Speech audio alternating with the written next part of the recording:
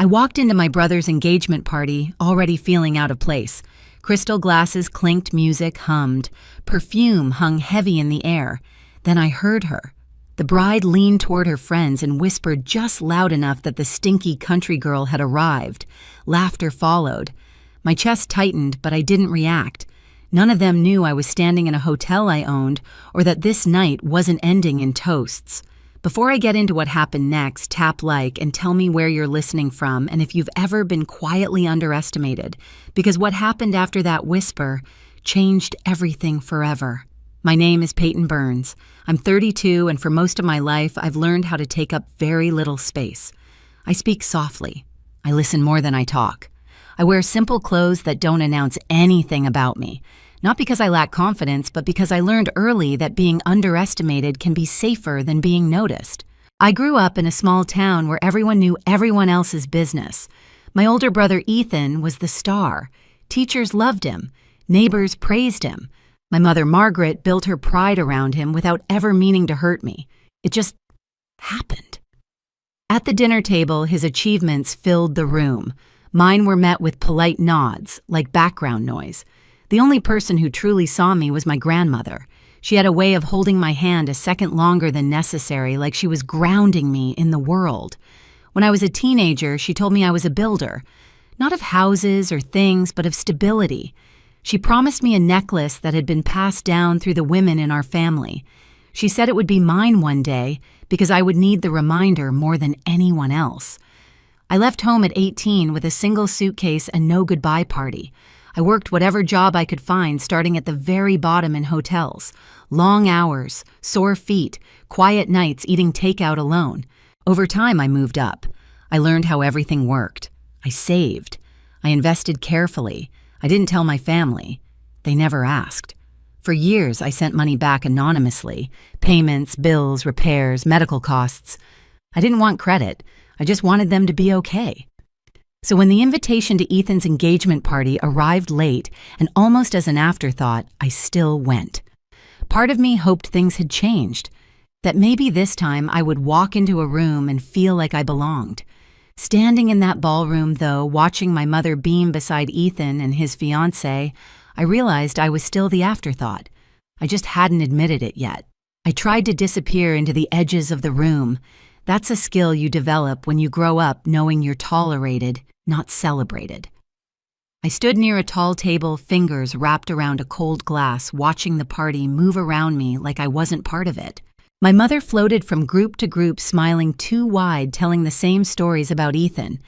Every sentence started with his name. When she finally noticed me, her smile tightened. Her eyes dropped to my jeans and boots, then back to my face. She leaned in and asked quietly but pointedly if I'd considered wearing something more appropriate. She said Ethan's fiancé came from a refined family, stressing the word like it was a correction. I told her I came straight from work. She sighed the same tired sigh she'd used my whole life and turned away before I finished the sentence. That's when I saw it. The necklace. It rested against Lena's collarbone, catching the light every time she laughed.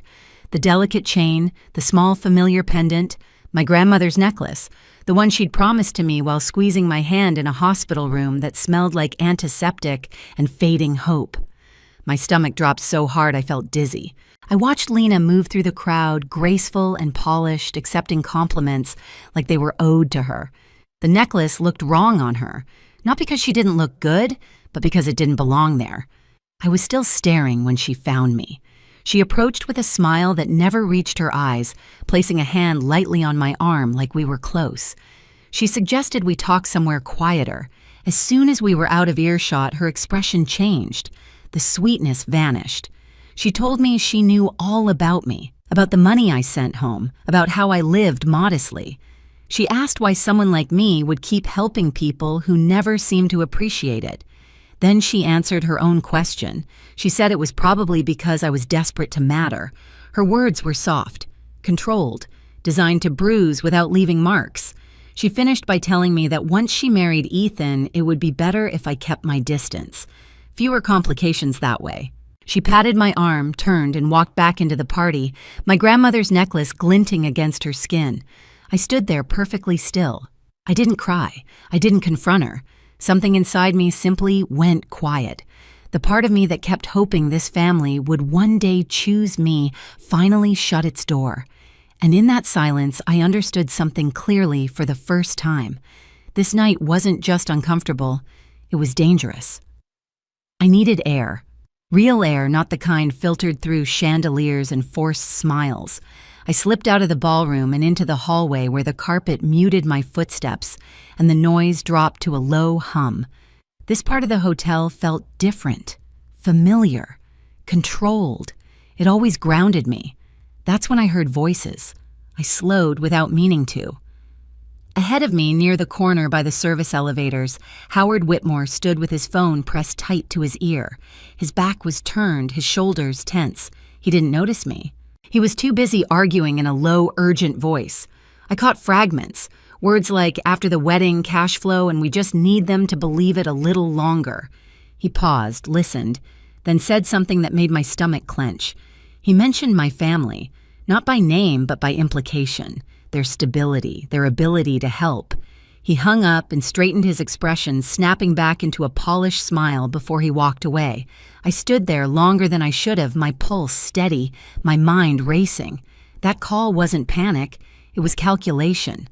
I went down to the parking garage and sat in my car with the engine off the concrete walls pressing in around me. I pulled up old records on my phone, transfers, payments, bills I'd covered for years, mortgage support, medical costs, always anonymous, always quiet. My family thought they were doing fine on their own, and apparently someone else thought that meant opportunity. The pieces slid into place with uncomfortable ease. The Whitmores didn't care about Ethan, or love, or family. They cared about access, about what they believed my family represented. And if they were wrong, if the money wasn't really there, the fallout would crush everyone involved. I wasn't guessing anymore. I was confirming. I texted Daniel Cross and asked him to meet me near the service entrance. When he arrived, I didn't explain everything. I didn't have to. I asked him to run background checks on the Whitmores. Quietly, thoroughly, he nodded once and left. Then I called my lawyer. Rachel answered immediately.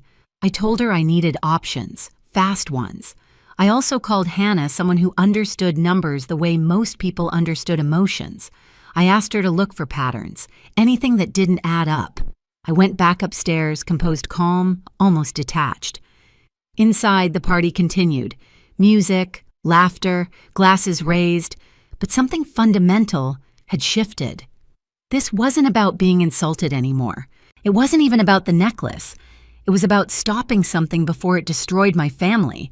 And if that meant the truth had to come out in the most public way possible, then so be it. By the time I walked back into the ballroom, the night had reached that fragile point where everything looked perfect right before it broke. The music softened, the lights dimmed just enough to feel intimate. Someone tapped a spoon against a glass, signaling the start of speeches. Howard Whitmore was already making his way toward the small stage, champagne flute in hand, smiling like a man who believed the room belonged to him. Lena stood beside Ethan, her hand looped through his arm, my grandmother's necklace resting exactly where it shouldn't have been. My mother sat near the front, beaming, unaware that the ground beneath her chair was about to disappear. Daniel crossed my line of sight and gave the smallest nod. Hannah's text came in seconds later. "You were right. It's worse than we thought." Rachel followed with a single sentence. "Everything is verified. You're clear." I didn't feel triumph. I felt calm.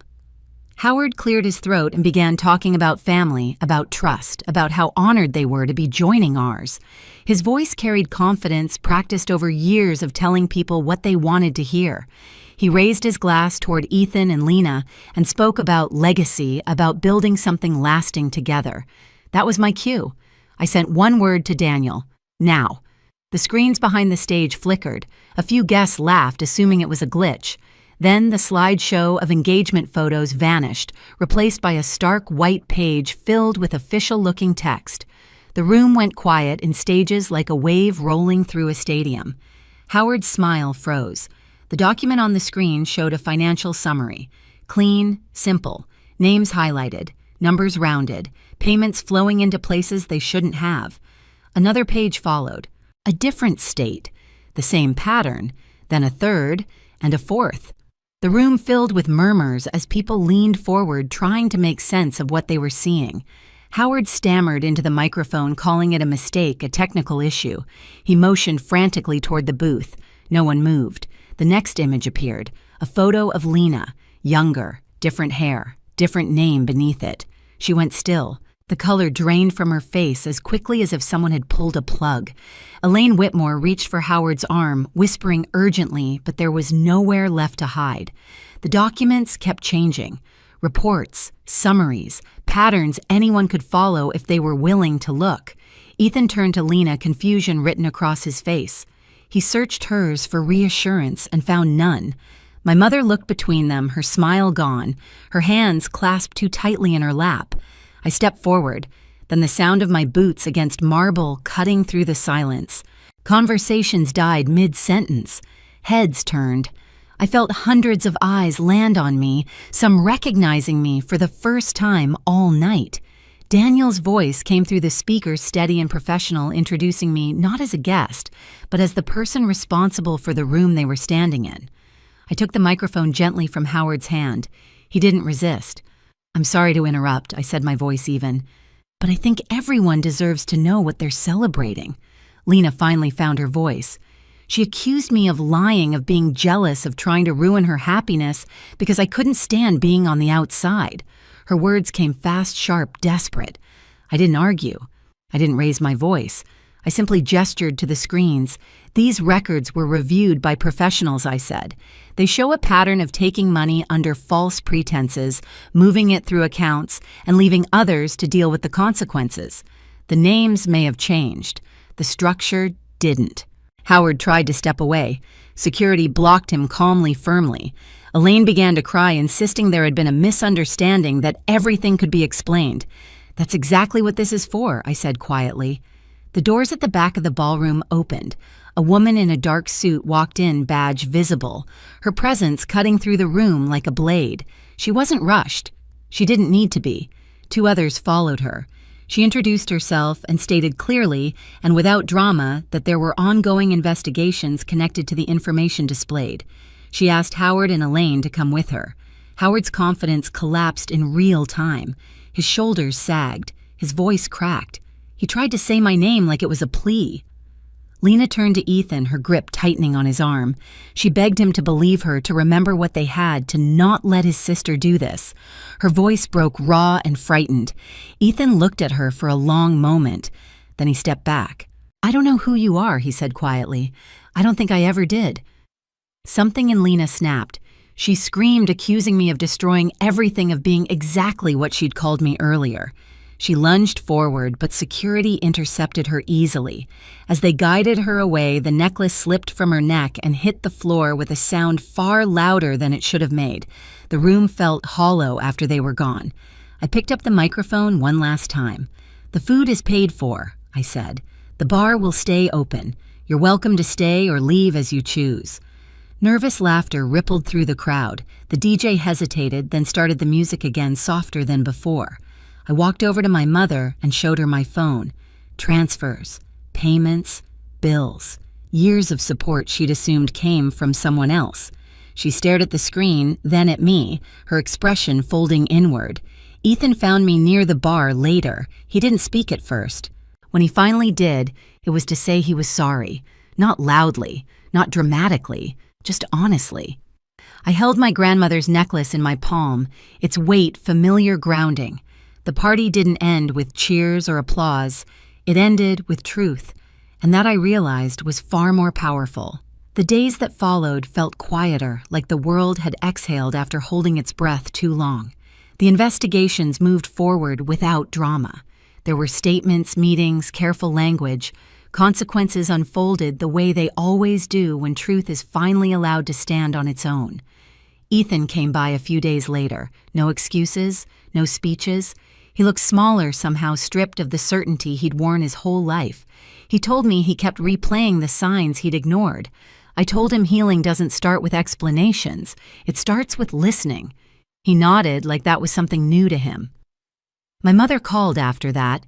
Her voice didn't carry authority this time. It carried weight. She said she hadn't known.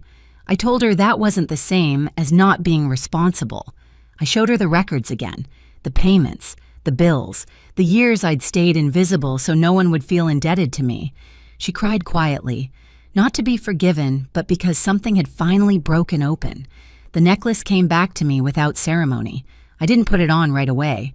I held it for a long moment, instead, feeling the cool metal settle into my palm like a promise kept, even if it arrived late. We didn't fix everything, not even close, but the pretending stopped, and that mattered more than apologies. Some endings aren't clean, they're honest, and honesty, I've learned, is the first real step toward peace. A few weeks later, I hosted a small breakfast at the hotel. A young woman from a rural town sat at the table, nervous, unsure if she belonged. I made sure she did. Watching her listen, learn, and slowly relax reminded me why I stayed quiet for so long and why I don't have to anymore. If you've ever been underestimated, overlooked, or made to feel small by your own family, you're not alone. Share your story in the comments, and if this resonated with you, subscribe so you don't miss what comes next.